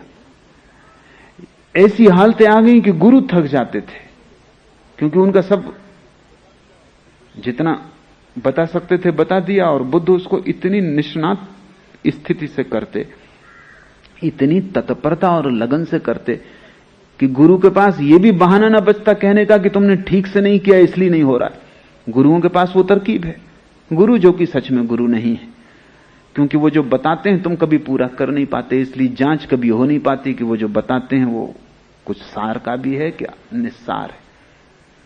कोई गुरु कहता है कि अगर तुमने 90 दिन का उपवास किया तो आत्मज्ञान हो जाएगा। बड़ी मुश्किल है। 90 दिन का उपवास न तुम करोगे न आत्मज्ञान होगा, और अगर तुमने एक दिन पहले भी तोड़ दिया, गुरु कहेगा अधूरा रह गया। इसलिए तुम्हें कभी जांच का मौका भी नहीं मिलता। गुरुओं की ठीक परीक्षा तभी होती जब उन्हें ठीक शिष्य मिल जाते। बुद्ध ऐसा ही शिष्य था, उसने अनेक गुरुओं का पानी उतार दिया। जिस गुरु के पास गया, गुरु ने जो कहा, गुरु ने कहा 15 दिन का उपवास, उसने 45 दिन का करके बताया। गुरु को यह कहने की जगह न रही कि तुमने किया नहीं। आखिर गुरु हाथ जोड़ लेते कि हम जो बता सकते थे बता दिया, इसके आगे हमें भी पता नहीं है, तुम कहीं और जाओ। क्योंकि उनकी वजह से दूसरे शिष्यों में शक पैदा होने लगता कि जब इतना करके इस आदमी को कुछ नहीं हुआ तो हमको क्या होगा। बुद्ध की वजह से शिष्य भागने लगते दूसरे। बुद्ध ने सारे गुरुओं को टटोल डाला, और जैसा कि अक्सर होता है, गुरु तो मुश्किल से कोई होता है, 100 में कभी एक, 99 तो केवल धोखे के गुरु होते हैं। जैसे तुमने खेतों में खड़े देखे हो आदमी धोखे के, हंडी लगी है, कपड़ा लगा है, डंडे पे खड़े, पक्षियों को भगाने के लिए ठीक। ऐसे गुरु हैं तुम्हारे, ना समझों के लिए ठीक, कमजोरों के लिए ठीक, नपुंसकों के लिए ठीक, जो कुछ नहीं करना चाहते, जो सिर्फ सिर हिलाते हैं कि ठीक है कभी करेंगे, उनके लिए ठीक। लेकिन कोई करने वाला आ जाए तो कठिनाई हो जाती। बुद्ध ने मुश्किल खड़ी कर दी, सब किया। ऐसी हालत हो गई कि लोग बुद्ध के पीछे चलने लगे। बुद्ध ने इतना किया और बुद्ध कहे जा रहे हैं कि मुझे कोई ज्ञान नहीं हुआ, ये सब करना फिजूल गया है, लेकिन फिर भी मानने वाले पैदा हो गए। एक गुरु, आखिरी गुरु उद्दार कालाम को जब उन्होंने छोड़ा तो उसके 5 शिष्य बुद्ध के शिष्य हो गए। उन्होंने कहा कि इस गुरु से तो ये बुद्ध बेहतर। उन दिनों बुद्ध केवल 1 दाना चावल रोज लेते थे भोजन में, क्रस काय हो गए थे। सिर्फ एक मूर्ति उसको चित्रित करने वाली उपलब्ध है, शायद उसका चित्र तुमने कभी देखा हो। उसमें बुद्ध की पीठ और पेट एक हो गए, शरीर सिर्फ हड्डियों का अस्थिपंजर रह गया है, एक एक हड्डी तुम गिन सकते हो। सब चर्बी खो गई है, खून सूख गया है, सिर्फ आंखें भर जीवित मालूम पड़ती, सारा मुंह धस गया है, सिर्फ चमड़ी और हड्डियां बाकी रह गई। ऐसा बुद्ध एक तृण मात्र खाके जीते थे। इतने कमजोर हो गए कि निरंजना नदी को पार करते वक्त बुद्ध गया के पास पार न कर सके। कमजोरी ऐसी थी, और नदी बड़ी छिछली है, कुछ बड़ी भारी नदी नहीं है, मुश्किल से गले गले पानी रहा होगा। क्योंकि मैं भी उस नदी में जहां से बुद्ध पार किए कई बार जाकर देख लिया हूं, उसमें टीबी का मरीज भी पार होगा, उसमें कैंसर का मरीज भी पार हो सकता है। बुद्ध पार न हो सके, हालत बड़ी कमजोर रही होगी, बड़ी दयनीय रही होगी। और नदी बलवान मालूम पड़ती थी, घाट चढ़ न सकते थे, तो एक वृक्ष की शाखा को पकड़ के लटक गए। उस क्षण में उन्हें होश आया कि मैं क्या कर रहा हूं, शरीर को नष्ट कर रहा हूं, इससे आत्मा कैसे मिलेगी। आत्मा के मिलने का शरीर को नष्ट करने से कौन सा संबंध है, कौन सा तर्क है, कौन सा गणित है। और कमजोर में इतना हो गया कि निरंजना साधारण सी नदी में पार नहीं कर पाता, और भवसागर पार करने की सोच रहा हूं, ये नहीं होगा। और उस क्षण निरंजना नदी में पड़े हुए वृक्ष की जड़ को पकड़े हुए उन्हें लगा कि सब करना व्यर्थ गया, कोई क्रियाकांड कहीं ना ले जा सका। पहले मैंने संसार छोड़ दिया था, अब मैं ये त्याग तपश्चर्या भी छोड़ देता हूं। उस दिन त्याग पूरा हुआ, उस दिन कुछ भी ना बचा पकड़ने को, सब छूट गया, मुट्ठी खुल गई। बुद्ध किसी तरह बाहर निकले। जिस वृक्ष के नीचे उनको बोध हुआ, उस वृक्ष के नीचे बैठे। किसी युवती ने, गांव की, जिसका नाम सुजाता है, ऐसा उस वृक्ष के देवता के लिए कुछ चढ़ौती मानी होगी कि कोई उसकी इच्छा पूरी हो जाएगी तो वो खीर से भरा हुआ थाल वृक्ष को चढ़ाएगी। पूर्णिमा की रात थी, उस रात वो खीर चढ़ाने आई, उसकी इच्छा पूरी हो गई थी। पूर्णिमा की उस निर्जन रात में निरंजना के एकांत तट पर वृक्ष के नीचे उसने बुद्ध को देखा। दुर्बल काय पीत हो गए। समझा भोली युवती रही होगी, श्रद्धावान, समझा कि वृक्ष का देवता स्वयं खीर लेने को उपस्थित हुआ है। कोई और दिन होता तो बुद्ध ने खीर न ली होती, क्योंकि वो केवल एक तृण ही लेते थे। कोई और दिन होता तो बुद्ध ने रात में कुछ भी न लिया होता, एक तृण भी, क्योंकि रात वो लेते न थे। कोई और दिन होता तो जात पात पूछी होती कि स्त्री कौन है। निश्चित ही स्त्री शूद्र रही होगी। नाम सुजाता बताता है कि शूद्र रही होगी, क्योंकि जो अच्छी जात में पैदा हुआ हो वो सुजाता नाम ना रखेगा, जरूरत नहीं। इसलिए अक्सर कुरूप स्त्रियों का नाम तुम पाओगे सुंदरबाई। तो सुंदर स्त्री को कोई सुंदरबाई नाम देता? जस्ती नहीं बात, बैठती नहीं बात। निश्चित लड़की शूद्र रही होगी, और शूद्र ही तो वृक्षों इत्यादि को पूजते हैं। ब्राह्मणों के तो मंदिर हैं, जैनों के बड़े विशाल मंदिर हैं, उनको कोई वृक्षों की पूजा करने नहीं जानी पड़ती। जो मंदिर बना नहीं सकते, देवता प्रतिष्ठापित नहीं कर सकते, दीन दरिद्र हैं, वही तो वृक्षों को पूजते हैं। शूद्र ही रही होगी। लेकिन उस रात बुद्ध ने न पूछा, पूछने की बात ही न रही। उस दिन सब छोड़ दिया, जो हो। अब यह हो रहा है कि ये लड़की अचानक इस रात में बिना मांगे खीर लेके आ गई, तो उन्होंने स्वीकार कर लिया। ये खबर उनके 5 शिष्यों को मिली, जो दूसरे वृक्षों के नीचे ध्यान कर रहे थे। 5 शिष्य जो बुद्ध की तपस्या देख के उनके पीछे हो गए थे। उन्होंने कहा ये भ्रष्ट हो गए। शूद्र लड़की, रात का समय, और अब तक एक तृण लेता था। ये गौतम भ्रष्ट हो गया। उन्होंने तत्क्षण गौतम को छोड़ दिया,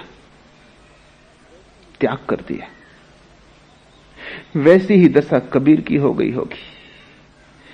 क्रिया कर्म आचार में छाड़ा, छाड़ा तीर्थ नहाना, सगरी दुनिया भई सियानी, मैं ही एक बोराना। बुद्ध के अपने 5 शिष्य भी छोड़ के चले गए कि भ्रष्ट हो गया ये आदमी। क्योंकि तुम्हारे लिए धर्म का अर्थ क्रियाकांड है। तुमने धर्म को तो जाना नहीं, तुमने तो धर्म के नाम पर मुर्दा विधियों को जाना है। अब तक ये बुद्ध ज्ञानी था, मानने योग्य था, पूज्य था। अब ये भ्रष्ट हो गया। खीर खाने से आदमी भ्रष्ट हो गया, रात भोजन लेने से भ्रष्ट हो गया। मैं एक घर में मेहमान था, जैन घर।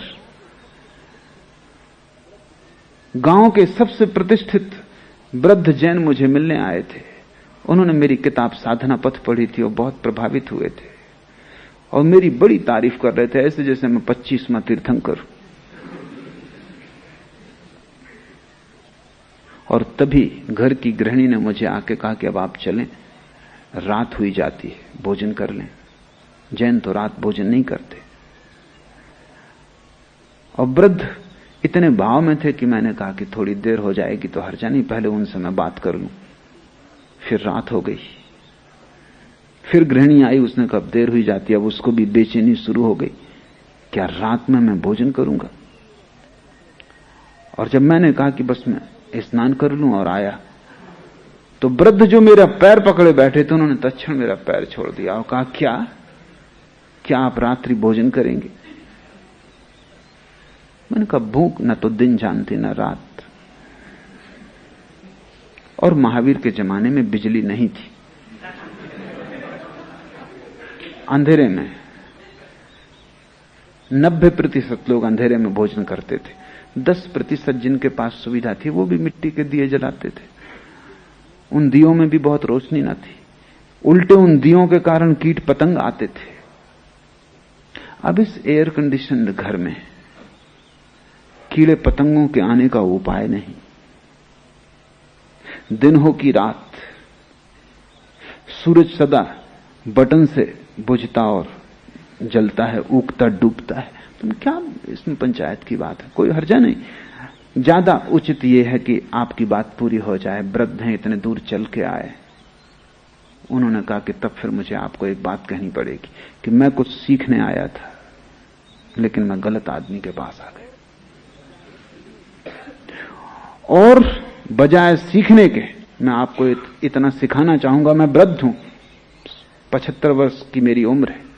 इतनी शिक्षा आपको जरूर दूंगा कि जिसको अभी इतना भी ज्ञान नहीं कि रात्रि भोजन वर्जित है, उसका सब ज्ञान व्यर्थ है, उसमें कोई सार नहीं। स्वभाव था सगरी दुनिया भई सयानी, मैं ही एक बौराना। क्रियाकांड जब छोड़ दिया होगा, कबीर ने लोगों ने कहा होगा हो गया भ्रष्ट। बुद्ध को जब ज्ञान उत्पन्न हो गया, उस रात जब शिष्य छोड़ के चले गए, उस वृक्ष के नीचे सोए, पहली दफा निश्चिंत, न चिंता रही संसार की, बाजार की, राज्य की, साम्राज्य की, न चिंता रही मोक्ष की, स्वर्ग की, परमात्मा की। उस रात बिल्कुल निश्चिंत सोए, चिंता ही न रही, पाने को कुछ ना बचा, सब व्यर्थ है, सब व्यर्थ। इतना समग्र रूपेण हो गया कि चिंता न रही, कोई सपना ना आया, कोई मन में उद्विग्नता ना उठी, नींद थी, सो गए। सुबह 5 बजे आंख खुली, वैसी शुद्ध आंख, कुंवारी आंख जब भी खुलती तभी सत्य उपलब्ध हो जाता। कोई विचार नहीं, कोई चिंता नहीं, कोई धारणा नहीं, क्या ठीक क्या गलत, क्या करना क्या नहीं करना, कोई ऊहापोह नहीं, सीधी सादी कुंवारी आंख। आखिरी तारा डूबता था और बुद्ध को परम ज्ञान उपलब्ध हुआ। उस डूबते तारे के साथ ही पुराना आदमी समाप्त हो गया, नए का जन्म हुआ। चेतना पुरानी लीन हो गई, नई चेतना जन्म गई। उस क्षण बुद्ध ने जाना कि सत्य कुछ करने से नहीं मिलता, सिर्फ आंख खोलने की बात है, सिर्फ होश, स्मरण, जागृति।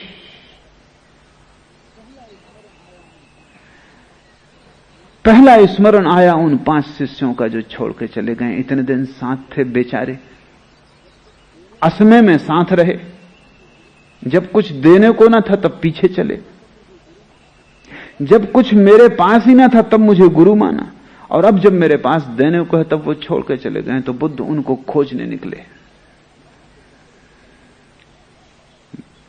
उनको जाके पकड़ पाए सारनाथ में।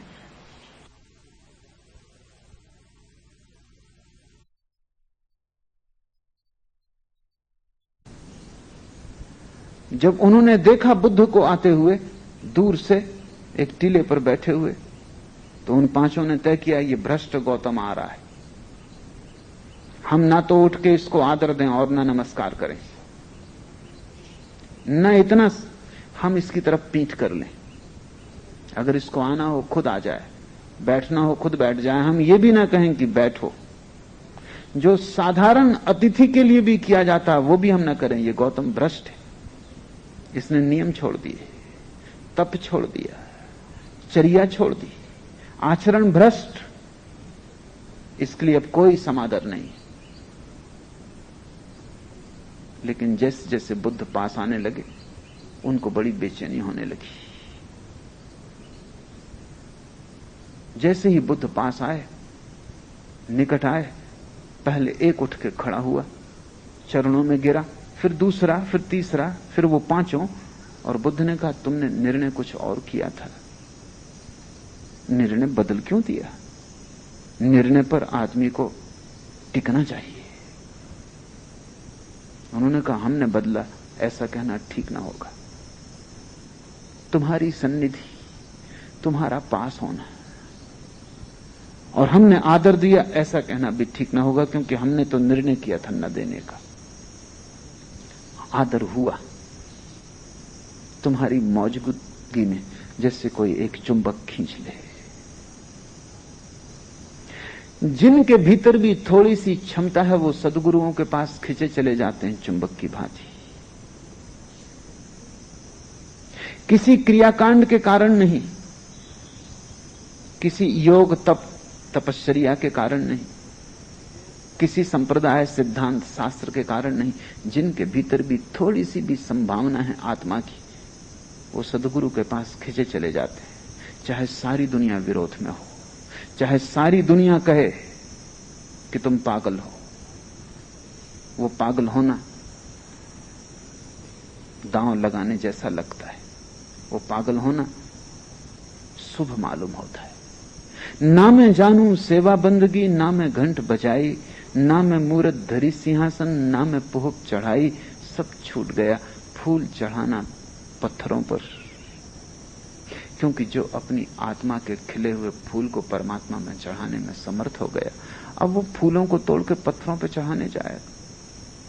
और वृक्ष पे खिले हुए फूल तो जिंदा हैं, तुम उन्हें मार डालोगे तोड़कर और तुम पत्थरों पे चढ़ा दोगे। वृक्ष में क्या कम चढ़े थे वो परमात्मा को? वृक्ष में भले चढ़े थे, पूरी तरह चढ़े थे, जीवित चढ़े थे, तुमने मार के चढ़ाया। असल में संप्रदाय मुर्दा है और मुर्दा चीजें ही करवाता है। फूल जिंदा था, चढ़ा ही हुआ था परमात्मा को, क्योंकि परमात्मा के अतिरिक्त और किसको चढ़ेगा? वो परमात्मा की ही सुगंध थी जो बिखर रही थी उससे, वो परमात्मा के ही रंग थे जो खिले थे, वो परमात्मा की ही पखड़ियां थी जो खिली थी, वो परमात्मा का ही रूप था, वो उसका ही गीत था। तुम उसे तोड़ डाले और पत्थर पे चढ़ाए, तुमने उसे अपने परमात्मा पे चढ़ा दिया। तुम्हारा परमात्मा झूठा है, वो तुम्हारा ही बनाया हुआ परमात्मा है, वो मूर्ति तुम्हारे हाथ से गढ़ी गई है, अपने हाथ से गढ़ी मूर्ति जिसे तुम बाजार से खरीद लाए हो। और कुछ पंडित पुजारियों को, जिनको भी तुम बाजार से खरीद लाए थे, उन्होंने शोरगुल मचाकर, घंटे बजाकर, आवाज करके, धुआं पैदा करके उसको असली परमात्मा की तरह प्रतिष्ठित कर दिया है। तुम भी जानते हो, वे भी जानते हैं। और फूल नाहक बेचारा बलि दिया जा रहा है, उसका कोई कसूर नहीं, उसका कोई हाथ नहीं इस उपद्रव में।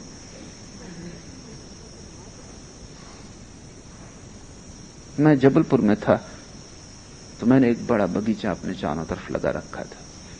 मैं बड़ी मुश्किल में पड़ गया, क्योंकि धार्मिक लोग, पास ही मंदिर थे, वो सुबह सुबह वहां से निकलते, वो बगीचे में घुस जाते। अधार्मिक को तो डर भी हो, धार्मिक को डर ही नहीं, उसको पूछने की भी जरूरत नहीं कि फूल हम तोड़ सकते हैं कि नहीं, क्योंकि वो पूजा के लिए तोड़ रहा है। अब पूजा के लिए कोई मना करता है? आखिर मुझे एक तख्ती लगा देनी पड़ी कि पूजा के लिए भर तोड़ना मना है, और किसी के लिए तोड़ो चलेगा।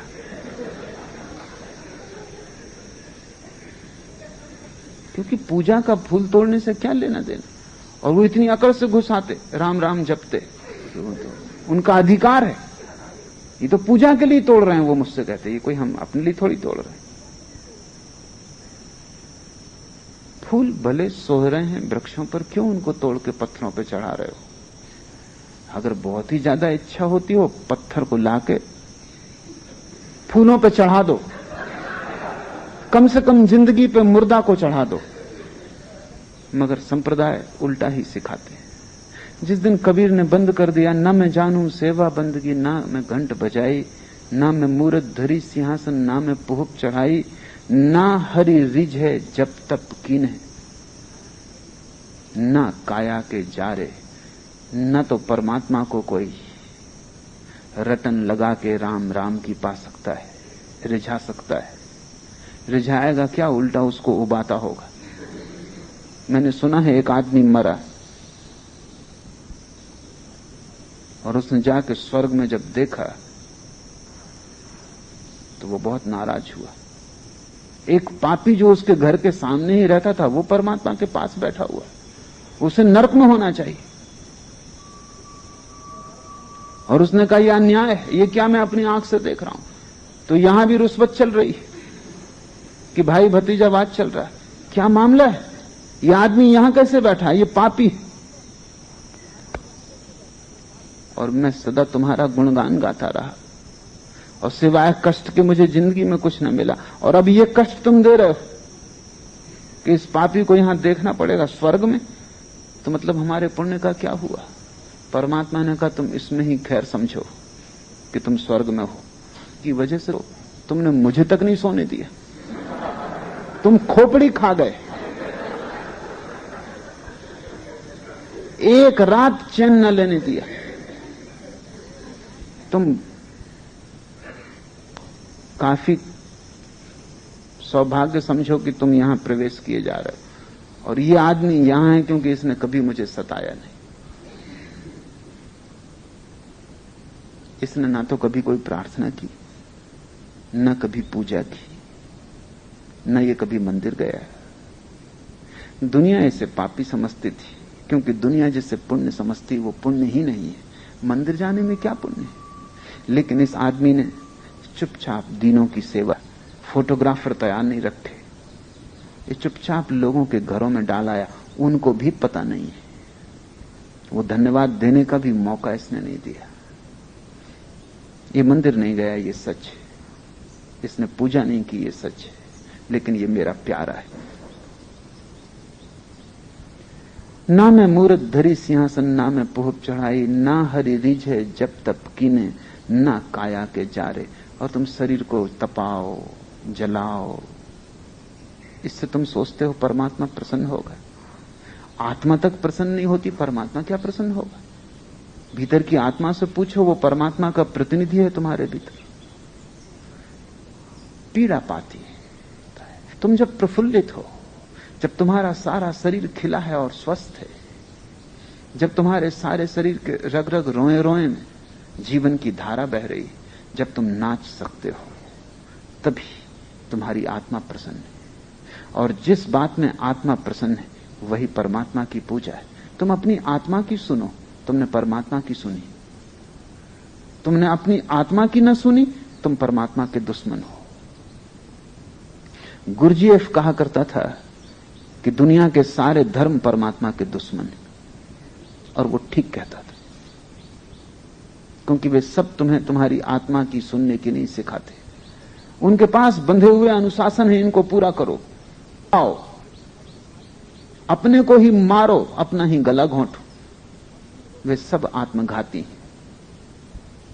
ना हरि रिझे धोती छाड़े, और नग्न हो जाने से कोई हरि को रिझा लोगे?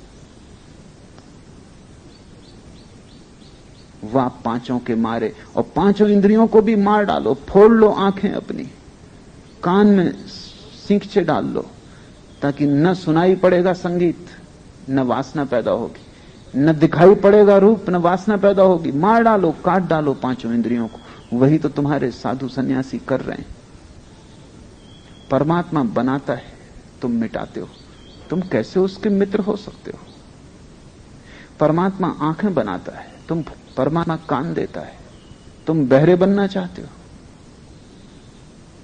जो परमात्मा ने दिया है उसे मिटाओ मत, उसे संभालो, उसे सुसंस्कृत करो, उसे संवेदनशील बनाओ। आंख ऐसी संवेदनशील हो जाए कि रूप तो दिखाई पड़े ही, रूप के भीतर छिपा अरूप भी दिखाई पड़ने लगे। कान ऐसे श्रवण की गहनता को उपलब्ध हो जाएं कि संगीत तो सुनाई पड़े ही, सब संगीत में जो शून्य छिपा है वो भी सुनाई पड़ने लगे। स्वर तो है ही संगीत में, शून्य भी है। स्वर ऊपर का आवरण है, शून्य भीतर का प्राण है। रूप तो है ही फूल में, सुंदर स्त्री एक सुंदर पुरुष में, अरूप भी है। आकार तो दिखाई पड़े, ठीक, निराकार भी दिखाई पड़े। आंख चाहिए ऐसी। तुम आंख फोड़ रहे हो कि रूप से डर गए हो, कहीं रूप ना दिखाई पड़ जाए, नहीं तो वासना पैदा होती। ठीक है, रूप दिखाई पड़ने से वासना पैदा होती, आंख फोड़ लेने से रूप दिखाई नहीं पड़ेगा, इस भ्रांति में मत रहना। अंधे में भी वासना होती, भयंकर वासना होती, और तुम तो कुछ कर भी सकते हो, वो बेचारा कुछ कर भी नहीं पाता, इसलिए बड़ी असहाय वासना होती, बड़ी विकृत, परवर्टेड। सच है, रूप दिखाई पड़ने से वासना पैदा होती। इसका अर्थ है कि थोड़ा और गहरे देखो, काम पैदा होता है। अरूप दिखाई पड़ने से प्रेम पैदा होता है। आंख को बढ़ाओ, स्वाद को बढ़ाओ, स्वाद को मिटाओ मत। जीभ को जला लेना बहुत आसान है, क्या कठिनाई है? स्वाद से घबराओ मत, स्वाद में परम स्वाद भी छिपा है। अस्वाद को उपलब्ध नहीं होना है, परम स्वाद को उपलब्ध होना है। तब तुम परमात्मा की धारा में बह रहे हो, तब तुम्हें कुछ करना ना पड़ेगा, तुम ऐसे ही बहते हुए पहुंच जाओगे। धारा जा ही रही सागर की तरफ, तुम बस धारा के साथ एक हो जाओ। दया जाने ताय मिले अविनाशी, दो शब्द, दया करुणा। जिसमें करुणा जग गई, सब जग गया। धर्म, धर्म से तुम अर्थ मत लेना हिंदू धर्म, मुसलमान धर्म, ईसाई धर्म, नहीं, क्योंकि वे सब तो क्रियाकांड है। धर्म से मूल अर्थ है स्वभाव, स्वयं को जो साध ले। हम कहते हैं आग का धर्म ताप, या पानी का धर्म शीतलता। क्या है धर्म तुम्हारा, मनुष्य का? क्या है गुण तुम्हारा, तुम्हारी निजता का? चैतन्य, होश, जो जाग जाए और करुणावान हो जाए। दया राख धर्म को पाले, जग सुन रहे उदासी। वो अपने आप इस सपने के प्रति जो चारों तरफ चल रहा है उदास हो जाता है। पर ये उदासी घृणा की नहीं है, क्योंकि घृणा कभी उदास नहीं होती। दुनिया में तीन तरह के लोग हैं। एक जो दुनिया के राग में पड़े, वे उदास नहीं है। दूसरे जो दुनिया के प्रति विरागी हो गए हैं, वे भी उदास नहीं है। प्रेम घृणा में बदल गया, मित्रता शत्रुता बन गई। जिस तरफ देखते थे वहां पीठ कर ली, लेकिन उदासी नहीं है। उदास तो वो है जो दोनों से मुक्त हो गया, राग से विराग से, जिसको महावीर ने वीतराग कहा है। जो तुम उदास बैठे हो कि धंधा ठीक नहीं चल रहा, तुम उदास बैठे हो, ये तो राग है, ये उदासी नहीं है। ये तो राग असफल हो रहा है, इसलिए तुम उदास हो। तुम्हारा आनंद भी झूठा है कि आज धंधा खूब चला, कि तुमने ग्राहकों को खूब लूटा, कि तुम बड़े प्रसन्न घर चले आ रहे हो, पैर पड़ते नहीं जमीन पर, आकाश में उड़ते। ये आनंद भी आनंद नहीं है, ये भी राग है। राग और विराग दोनों जब छूट जाएं, न तो संसार के प्रति राग रहे और न घृणा, न द्वेष रहे, न राग, तब उदास। उदासी परम अनुभव है। उदासी से बड़ा इस जगत में कुछ भी नहीं है। संसार के प्रति उदासी तभी आती है जब अपने प्रति परम आनंद आ जाता है। जब परमात्मा में नृत्य चलने लगता है, तब संसार के प्रति उदासी आ जाती है। जैसे एक छोटा बच्चा है, वो बड़ा हो गया, अब खिलौने पड़े हैं कोने में, वो निकल भी जाता है, देखता भी नहीं कमरे से। कभी बिल्कुल पागल था, कभी इतना पागल था कि रात भी खिलौनों को साथ लेके सोता था, बिना खिलौनों की नींद भी नहीं आती थी। कोई दूसरा मांगता खिलौना तो लड़ने को तैयार हो जाता था। अब बड़ा हो गया, समझ आ गई, खिलौने पड़े, धीरे धीरे कचरे में फेंक दिए जाएंगे।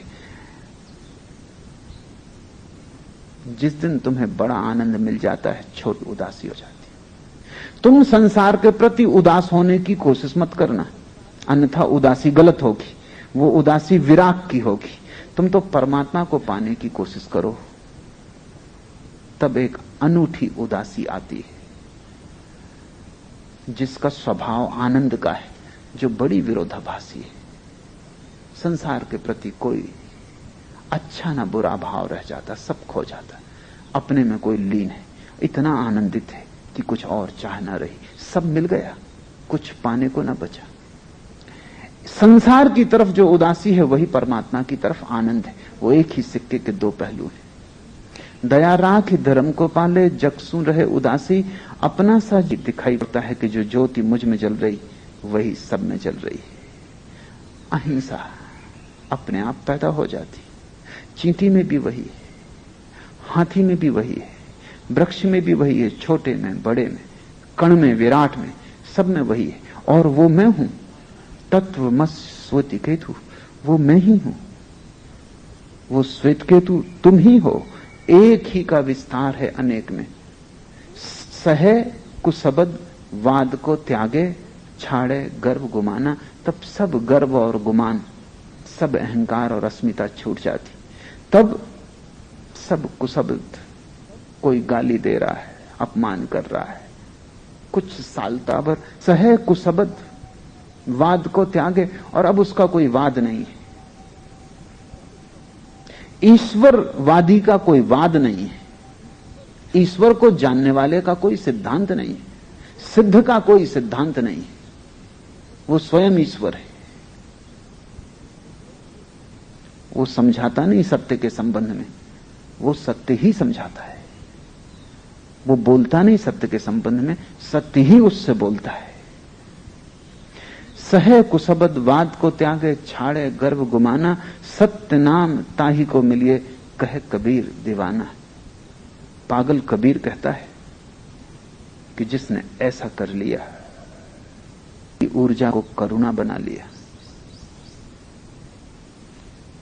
कोई वाद कोई शास्त्र जिसमें न रहा, जो शास्त्र शून्य और वाद शून्य हो गया, और जिसने सबके भीतर एक ही अखंड ज्योति को जलता देखा, वही उस अविनाशी को पा सकता है।